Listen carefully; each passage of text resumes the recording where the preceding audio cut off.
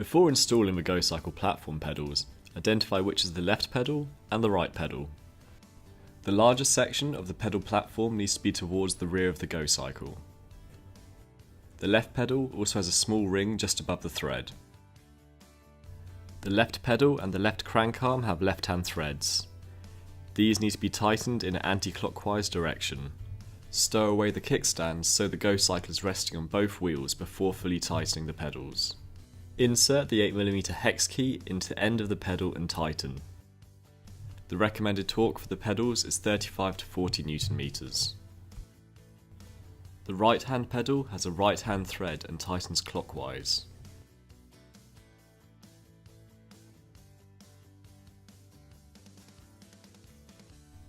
The Gocycle folding pedals are marked with an L and an R on the base of the thread.